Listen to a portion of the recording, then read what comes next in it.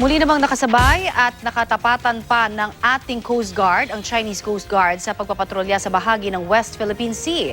Ang ganitong eksena, karaniwan na raw simula ng pabura ng International Arbitral Tribunal ang Pilipinas sa kasong isinampa laban sa China. Balitang hatid ni Oscar Oida.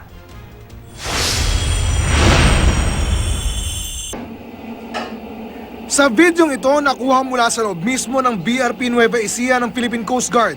Makikita ang isa na namang close encounter ng mga Pilipino at Chino sa West Philippine Sea. Kuha raw ito noong Biyernes nang makatapatan ng ating puwersa ang isang patrol vessel ng Chinese Coast Guard sa bahagi ng Baho de Masinloc. Sa kanilang pakipag-usap, ilang beses na iginiit ng ating Coast Guard na teritoryo ng Pilipinas ang pinasok ng Chinese vessel.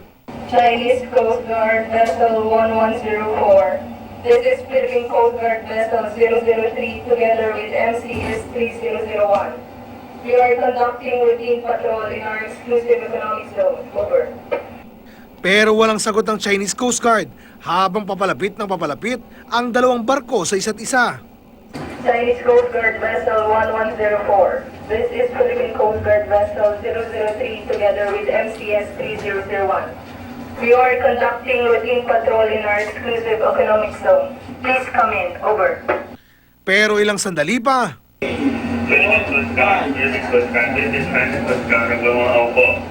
We are carrying out patrol in the area under the jurisdiction of the People's Republic of China. Over.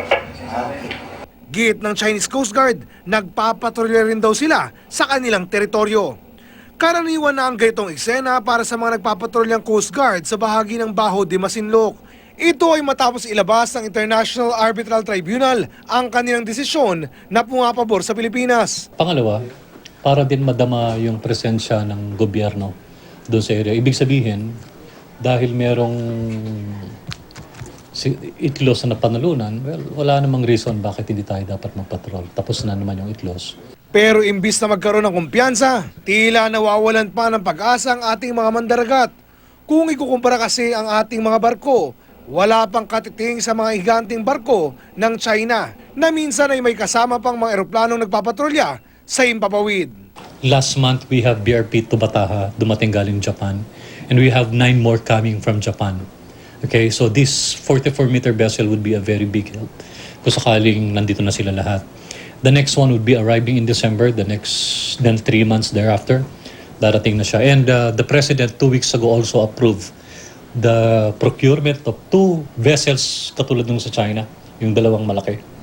So magiging malaking tulong sa amin yun, and we're also negotiating 2 more from France, mga new vessels ito. Oscar Oida, GMA News.